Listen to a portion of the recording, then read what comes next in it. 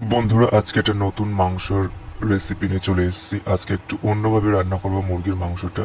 প্রথমে একটা কড়াইতে তেল দিলাম, তেলটাকে ভালো করে গরম করে নেওয়ার পরে তার ভিতরে মাংসগুলো দিয়ে দিলাম। মাংসগুলো আমি আগে থাকতে ধুয়ে রেখেছিলাম, দিয়ে অনেকক্ষণ ভাজলাম।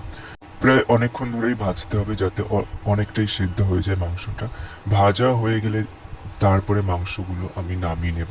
মাংসগুলো দেখো ভাজা কিন্তু হয়ে গেছে, তাই এবার নামিয়ে নেবো। মাংসগুলো নামিয়ে নেওয়ার পর ম্যারিনেট করে নেবো। ম্যারিনেটের জন্য আমি দিয়েছিলাম ধনে গুঁড়ি, কাশ্মীরি লঙ্কার গুঁড়ি, গরম মশলা আর প্রয়োজন মতো নুন। আর তার সাথে ছিল টক দই। টক দই দিয়ে সমস্ত মশলা দিয়ে ভালো করে ম্যারিনেট করে নিলাম। দেখো ম্যারিনেট করে নিচ্ছি। মাংসটা ম্যারিনেট করে রেখে দেওয়ার পর আমি একটা কড়াইতে তেল দিয়ে আলুগুলো ভেজে নেব। আলুগুলো ভাজার জন্য আমি তেল দিলাম, তারপরে দেখো আলুগুলো ছেড়ে দিলাম। এবার ভালো করে ভেজে নেব। প্রায় যতক্ষণ না লাল লাল হয়ে আসছে আলুগুলো ততক্ষণ ভেজে নেব।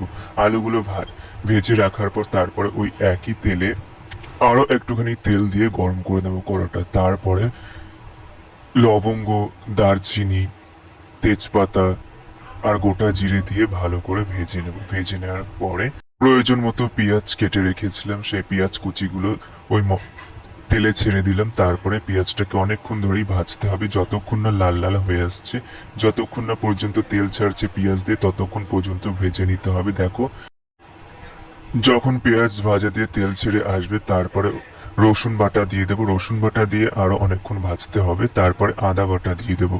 আদা বাটাটা দিয়ে দেওয়ার পরে তারপরে দেবো শুকনো লঙ্কার গুঁড়ি।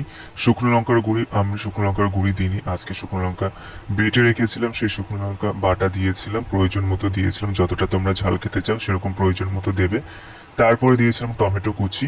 টমেটো কুচিটা দেওয়ার পরে অনেকক্ষণ ধরে আবার ভাজতে হবে যাতে মশলা থেকে কাঁচা গন্ধটা বেরিয়ে আসে টমেটোর।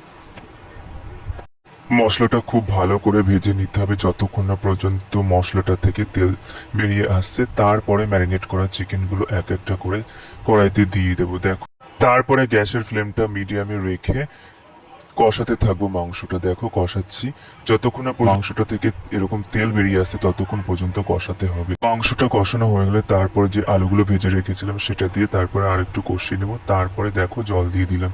জল দিয়ে দেওয়ার পর ঢেকে রাখবো। তো হলুদ দিয়ে দিয়েছিলাম। তারপরে গ্যাসের ফ্লেমটা হাই রেখে ঢাকা দিয়ে ফোটাতে থাকবো মাংসটা। দেখো তারপরে যখন মাংসটা ফুটে আসবে গরম মশলার গুঁড়ি দিয়ে দেবো। তারপরে মাংসটা ঢেকে রাখার পরে তারপরে কিছুক্ষণ ফুটিয়ে গরম মশলা দিয়ে তার মাংসটা নামিয়ে নেবো। দেখো আমাদের অন্যরকম ভাবে মাংস তৈরি হয়ে গেছে আজকে। চলো